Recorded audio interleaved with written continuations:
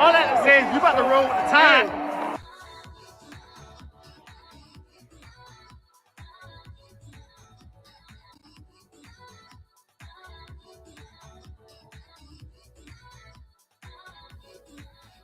Right, let's get it over with.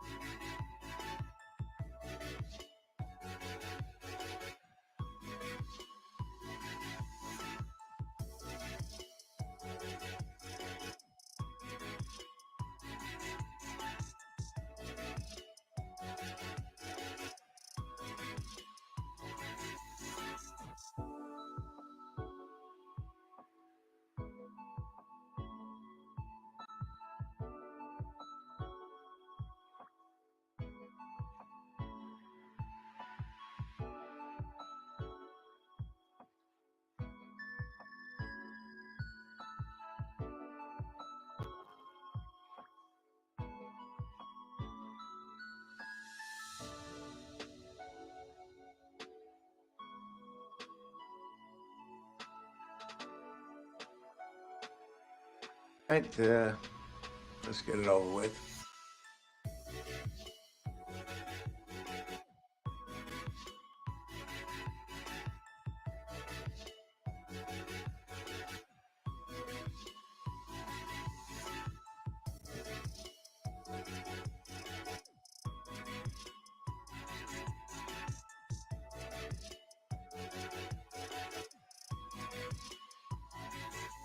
Here, tell these people something they don't know about me.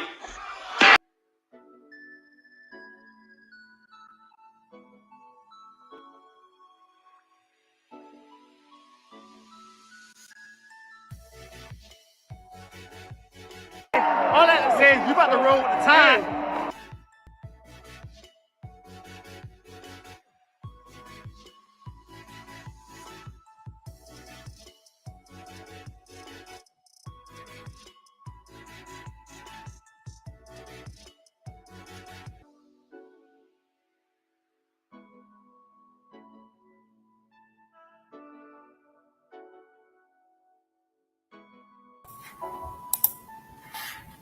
Let's get this show going, boys. Forget this. Let's do the 30-second countdown and get it on.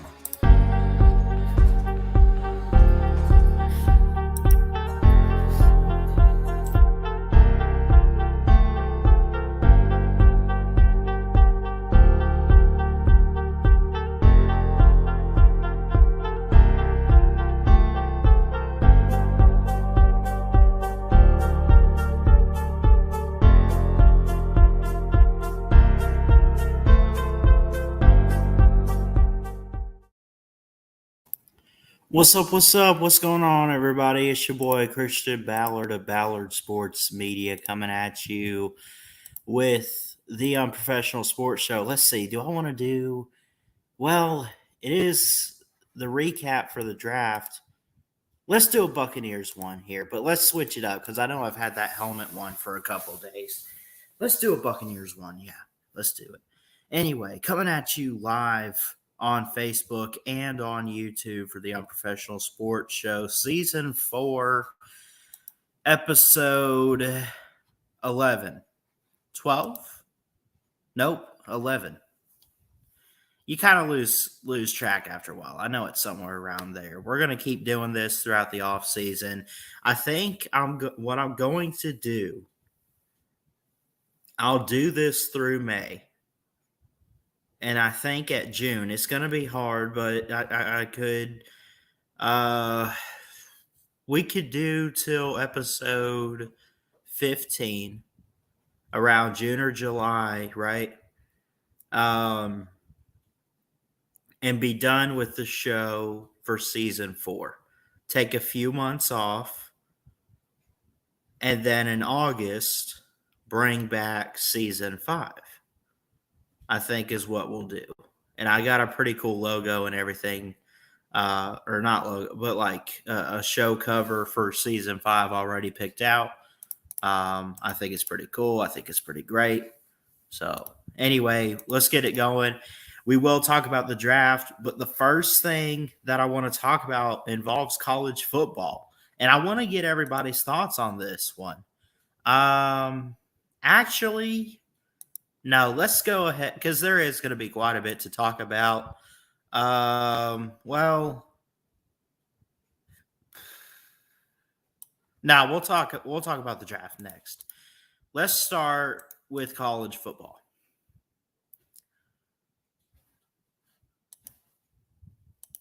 Give me 1 second. I made a typo.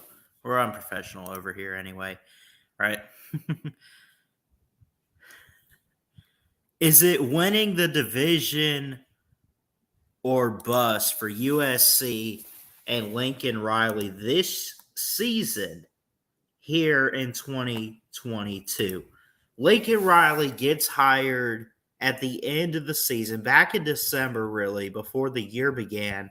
He gets hired as the USC Trojans head coach. Now, I remind you, he was offered the job. He was not let go at Oklahoma. He was nowhere near a hot seat, even though he couldn't win a playoff game, couldn't figure out too much defense. But Lincoln Riley has been an amazing recruiter, and I think USC has the defense down. I think they need to find that big-time offensive identity, and we can look at some of their recruiting too. But is this season, and I want to hear from you guys in the chat, or if you're watching this back, I want to hear you guys comment, is it to win the division or bust? Like, I understand he's probably not going to get fired. It's not like that.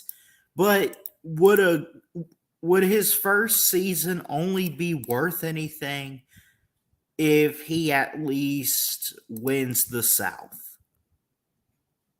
Right? So when you look at it, obviously in the Pac-12, I would say Utah is the favorite. I would say that's the favorite. You know, now they're in the South. So USC has to battle it out for Utah. But it's understandable. This is understandable that Utah is the favorite with Cam Rising and company coming back. Even though they lose guys like Devin Lloyd to the draft, we understand that they should be the favorites, right? USC is it's historically good at football. It's a historic program, right? At Oklahoma, Lincoln Riley was 55-10. That's his only coaching job. He's done amazing. He left on good terms. And Clay Helton at USC, the previous coach that just got fired, 1-2 in Pac-12 titles in 7 seasons with USC. He was winning some games. It was a roller coaster. It was up and down. He just was not doing what he was hired to do.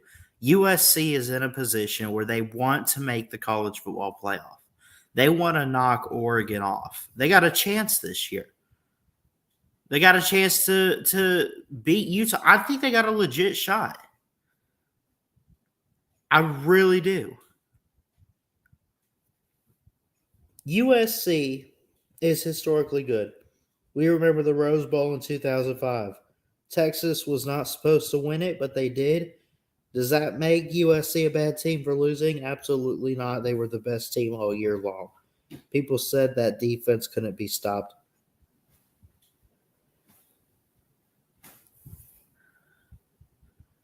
Here's the thing. The North is up for grabs in a way. I still think Oregon's the favorite over there, right? I really do. I think that the North is up for grabs, but you got Washington State, you got Washington, You got teams like that. You got teams like Stanford. Really, the only team I can think of that could come close to challenging a first-year head coach at Dan Lanning in Oregon is Washington State, and I think that's it. But I would still even say right now that Oregon is the favorite for the Pac-12 North. Utah will be the favorite for the South. The question is, who is next?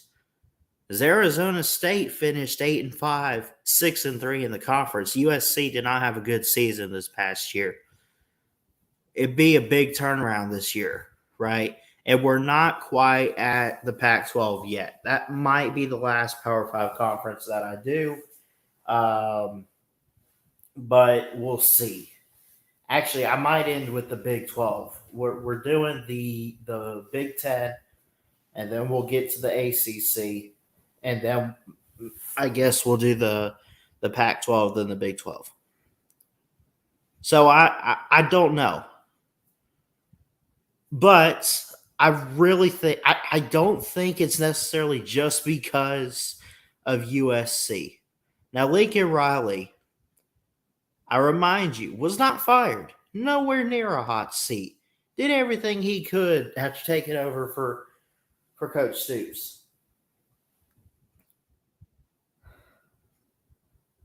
He takes a job at USC. They give him the money. They say, come fix this. He's got a chance to do something awesome. We know he could put together a great offense. We know that he could put together a good football program and a great football team. We know that. But is it going to be good enough to win the South? I think USC is in a good position in recruiting. I think they've always recruited greatly. And I even think with Clay Helton, they have good talent. They were in good positions. It's not like they sucked completely. Clay Helton just could not get the job done in the biggest of moments. So now Lincoln Riley comes in. He comes into play. He comes in, and we get to see what he can do, right? Clay Helton was 1-2 in Pac-12 titles in 7 seasons. Oregon has a coaching change. The North is up for grabs. I still think it could be Oregon, even with Dan Lanning, right? There shouldn't be too much pressure. Maybe. I don't know. That's the real question is there too much pressure on Lincoln Riley? Is there pressure at all for him to win the division? I think for your first year, maybe not. Because you can look at it and say it's understandable. This program is, kind of in a little bit of a tangle. It's not too bad. So you're going to deal with a thing or two, right? Eventually, I think after this year, right? Now, they do bring in a lot. They also had quite a bit drafted. They just picked up a linebacker transfer from Arizona State, a Pac-12 rival, right? In-conference transfer. This was Eric State. I'm actually curious about that. They're bringing in all these transfers. They're recruiting defense. How does Lincoln Riley handle that, though? Being an offensive quarterback coach and coming from an offensive league. You're going to a program that is historically known for DBs. I'm not saying can't do it. I'm just saying we'll see. This year, the pressure's on. Not too much. I think it's one of those where there's a lot of eyes on Lincoln Riley. And when there's a lot of eyes on you in whatever position, there's pressure. There's a little bit of heat that comes with that. It's not a one and done deal. It's not because necessarily it's USC. He could have gone to Arizona. He could have gone to Kansas. Gosh. It's because it's Lincoln Riley, and we know that he's an offensive guru, a quarterback guy, he worked pretty well with Jalen Hurts, Spencer Rattler, Mayfield, and who am I forgetting? Kyler Murray, Caleb Williams. Caleb Williams is at USC now. Kind of go hand in hand there. We're not saying that he has to win a title or even win the Pac-12 in his first season, but he cannot take a crap. He cannot let this one slide. He's got to do something big in his first season. I think personally, this is my opinion. I'm not saying he's got to win the Pac-12 altogether. I think he's got to win that division, though. I really do. Well, no, he really doesn't because of Utah. If it wasn't for Utah, I'd say that. But he's in one with Colorado, Arizona, UCLA, who went 8-4 last year, Arizona State. Maybe I apologize. He doesn't have to this year. Because I'm high on Utah. I think Utah is going to be special this year. They might even make the playoff if they play their cards right.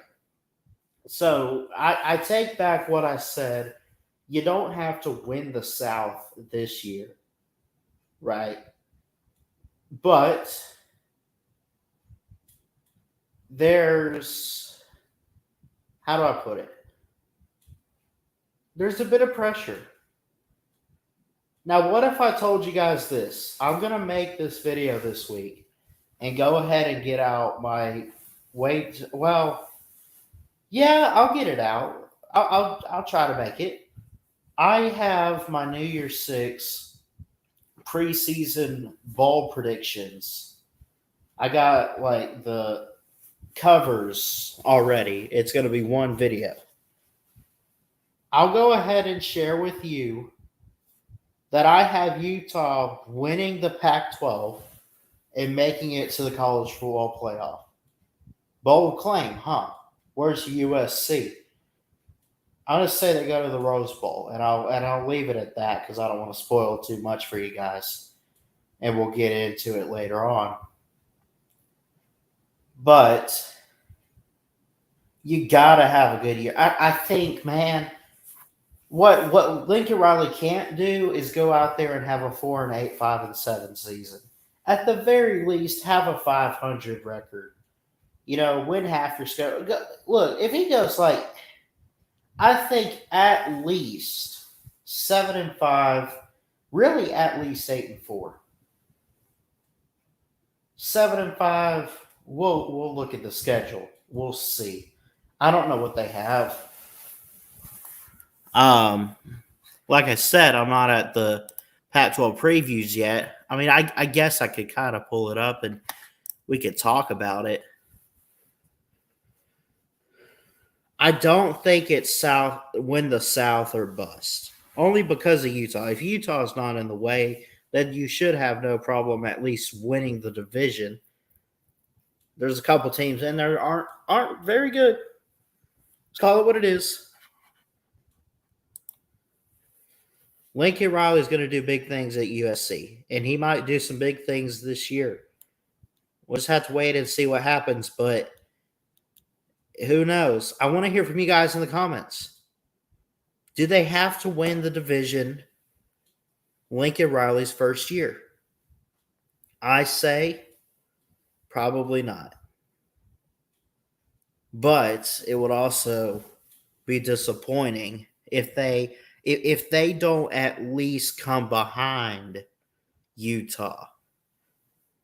that might be a disappointment. But we'll wait and see what happens.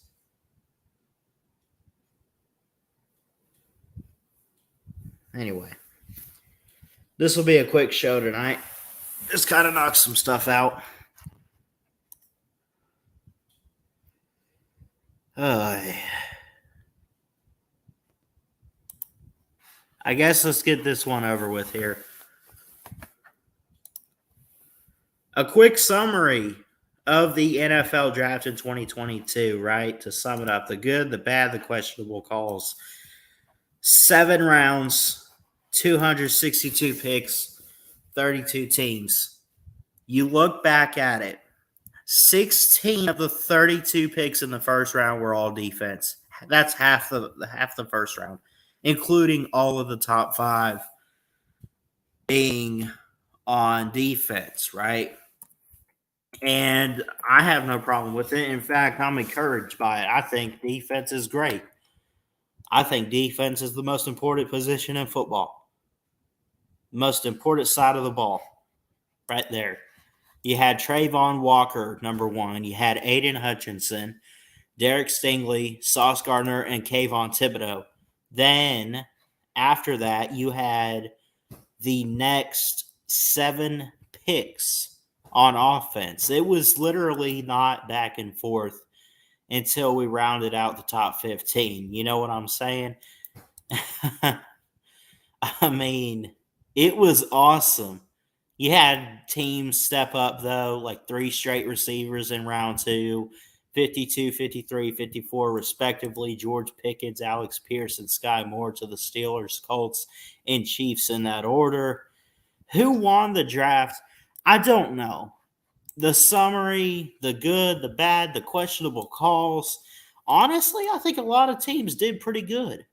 You know, you had 3 quarterbacks on day 3. Kenny Pickett was the only quarterback in round 1 on the first day. Of the 3 that you had on day 2 and 3, you had Matt Corral to the Panthers at 4. Earlier, you had Malik Willis and Desmond Ritter. Desmond Ritter to the Falcons. Malik Willis of the Titans at 86. The Bucs drafting a punter. I'm not about that as a fan. It's a little head scratching. Jake Camarda is really, really good. I understand taking him, but why in the 4th round a punter? I guess take what you can. You find that guy you can't pass up, right? There was a lot that went down. I mean, the Steelers did pretty good too. Overall, what I'll say is Arizona Cardinals, they picked some good players. Marquise Hayes, a guard from Oklahoma, Myjah Sanders from Cincinnati. The Falcons, are they going to get back? Desmond Ritter, Drake London, Arnold Ebiketie, Troy Anderson from Montana State. They took 2 Georgia players, John Fitzpatrick, a tight end, Justin Schaefer, a guard. But then, here's what you had.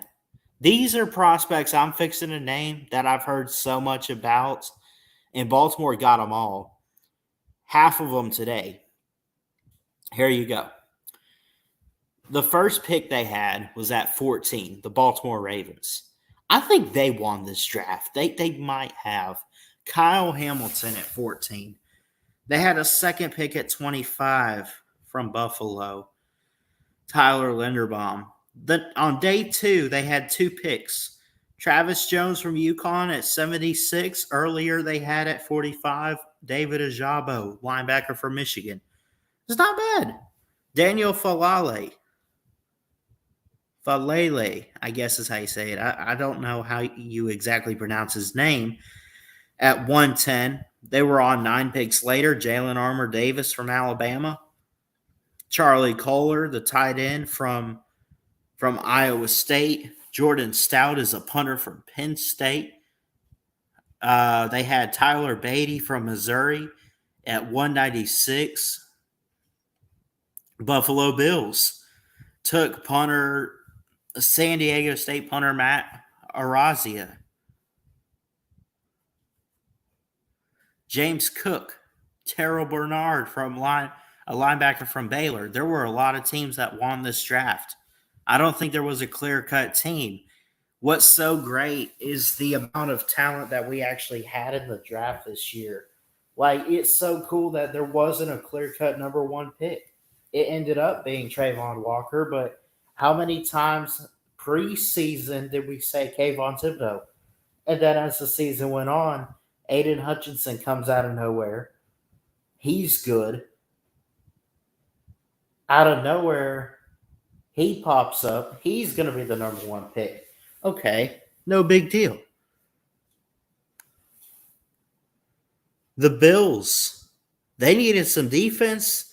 They also needed offensive line help. They got that in Luke Tenuta from Virginia Tech, 209 overall. Baylor Spector from Clemson goes to the Bills at 231. Man, Matt Corral goes to the Panthers. I mean, there's so much, and we'll talk about the rookie quarterbacks in a second, and we'll be done with the show. This might be a quick one tonight.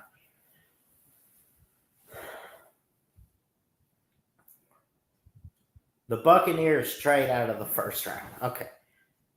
That's the questionable. I don't think it's bad. I don't think it's good. It's questionable. They got an extra day 3 pick. They use said extra day 3 pick. Right? The Tampa Bay Bucks draft class. Right? When you look at it, Logan Hall, 33 overall. They start the second night off. They pick again at 57.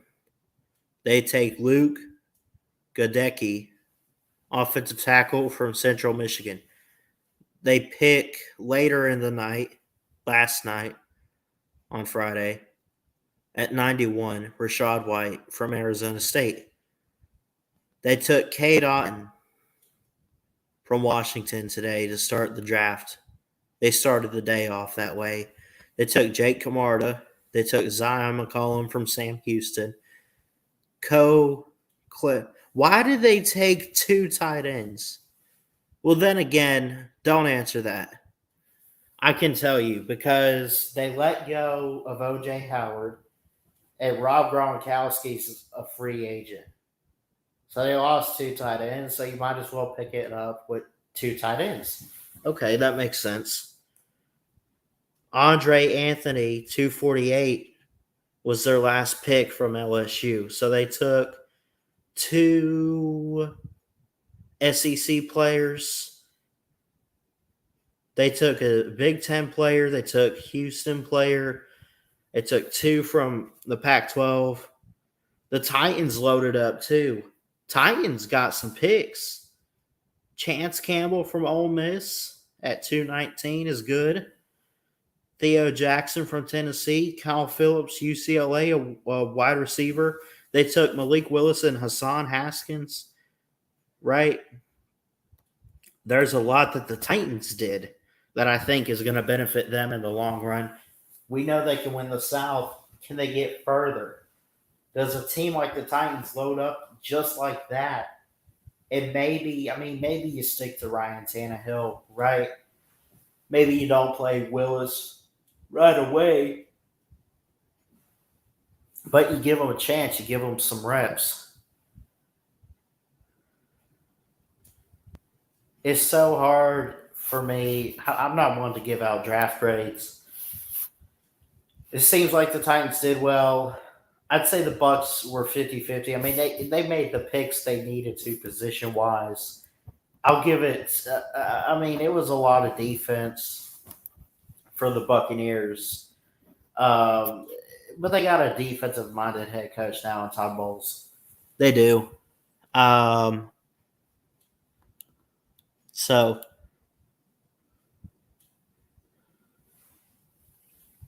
you had – here's the thing. The punter pick was head-scratching. I'm not mad. It was just head-scratching. It's like, okay, Jake Camarda, why a punter in the 4th round? Matt Corral, I mentioned the quarterbacks. We'll talk more about that in a second. Matt Corral, Panthers 94.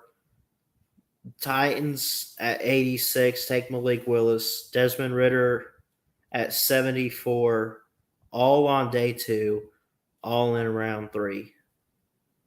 So 3 key quarterbacks, 2 of which go to the NFC South, 1 going to the AFC South. Georgia, Tennessee, and North Carolina, I should say, are those states. Kenny Pickett, like I mentioned, was the lone guy. Day 1 to the Steelers. And literally half of the first round, 16 of the 32 picks were defense. This was a defensive draft.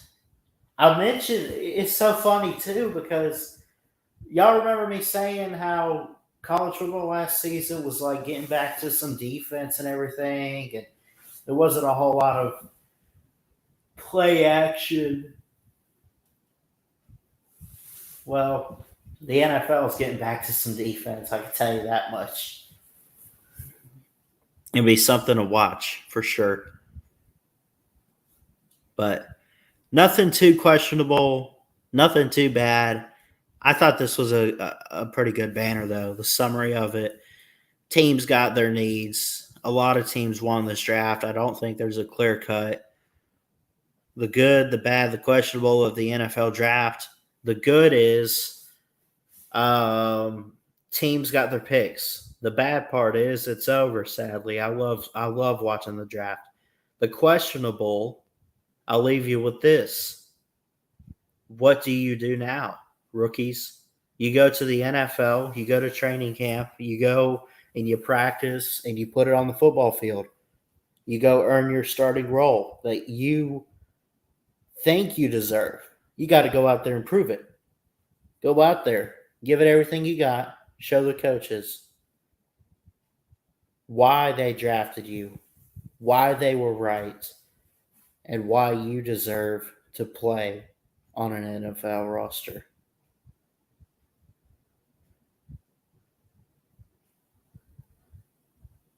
So,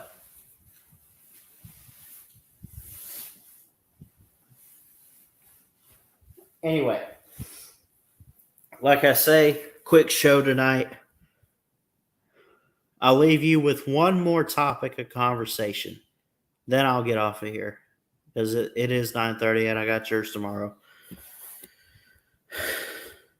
Which quarterback? I want to hear from you guys. I know we only got one watching, so I don't know why I keep saying stuff like that. But if you are watching it back, comment down below. Which quarterback, rookie quarterback, however you want to put it, are you most excited for from this draft class? I'm excited for them all, personally. You had Kenny Pickett to the Steelers in round 1, Desmond Ritter to the Atlanta Falcons, Malik Willis to the Titans, Matt Corral to the Panthers, Bailey Zappa to the Patriots in round 4. What does that tell Mac Jones? Sam Howell in round 5 to the Washington Commanders. I'm actually going to go with it was not a completely easy decision.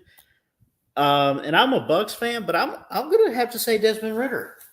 I want to watch Desmond Ritter because he was very, very good at Cincinnati. Desmond Ritter is that guy. Can stay clean, healthy in the pocket, throw the ball downfield, take the shot. The thing is, I want to see if he's really that good, if he's really that special. And he runs very well, too. And I say that stuff not to be a jerk. I'm not saying like, oh, is he really talented? I think he is. I think he is a good talent. But there's always busts, guys that don't work out. Desmond Ritter has poise, athleticism, charisma. Just everything you could want in a quarterback. Now, he's not the best in this class, right? Well, how much did we talk about Kenny Pickett and everybody? This was one of the guys we didn't talk too much about, and I'm excited for him. I don't think it was a steal necessarily, but it was a good pick and a gamble for the Falcons to take Desmond Ritter. Now, he's got to earn his role, and it makes it interesting with Matt Ryan out the door, right? Felipe Franks is on the roster. I think they still got A.J. McCarron. It's going to be interesting to see Marcus Mariota with the Falcons. I think it starts out with him, but you know who's going to be his backup? Desmond Ritter. Desmond Ritter is an incredible athlete, for sure. And I think he's going to be good on the football field in the NFL, too. He was a two-time AAC Offensive Player of the Year. He's 6'4", 211 pounds, a three-star recruit.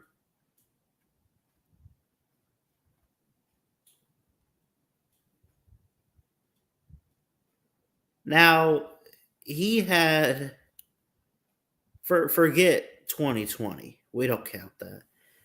14 games he played, 14 games all of last year he started. 251 completions off 387 attempts. He had a 64 completion rating, over 3,000 yards. That's his highest. He's got over 10,000 yards passing in his career. He rushed 110 times for 355 yards for 6 rushing touchdowns. He had 30 touchdowns this past season to 8 interceptions, which is not his worst. In 2019, he had become the full-time starter for the first time, and he was 18 touchdowns and 9 interceptions with a QBR of 123. He's coming off his best season. Now, at the pre-draft measurements in the combine, the 40-yard dash, he ran a 4.52, the 10-yard split of 1.5 seconds, 20-yard split, 2.6, three-cone drill, 7.1, and so on. Broad jump was 10 foot, 7 inches. That's pretty good. Vertical jump of 36-inch vertical. That's pretty high. He's an athlete. And he's going to be something very special, I think, for the Falcons. Now, it's going to take some time. Is he going to start day one, as I mentioned? Probably not, with Marcus Mariota in the building. But he could earn his way. He can earn his way onto the field. I think he should at least be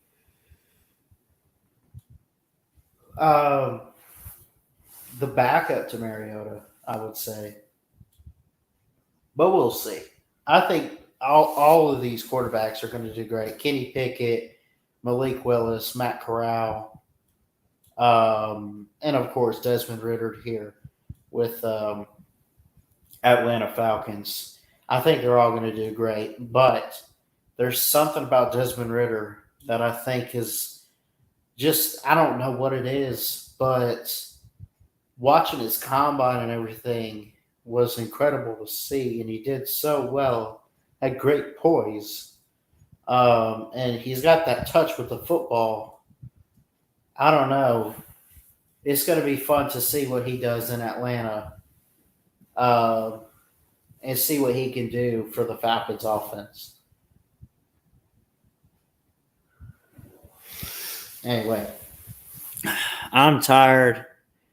I'm going to relax for a bit, guys. I'm going to get out of here. Y'all know what to do, though. Please like, comment, and subscribe right here to Ballard Sports Media for more sports content. And, Jesus loves you. He's got a great plan. Y'all remember that. I love you guys too, and I hope everyone has a great week next week. Thanks so much, everyone, for being a part of this awesome draft weekend. I know we did a couple streams. We got some people on and everything, and it was awesome. I love y'all. I appreciate you, and we will see you guys next time. Until then, Ballard Sports Media checking out. Love y'all. Peace.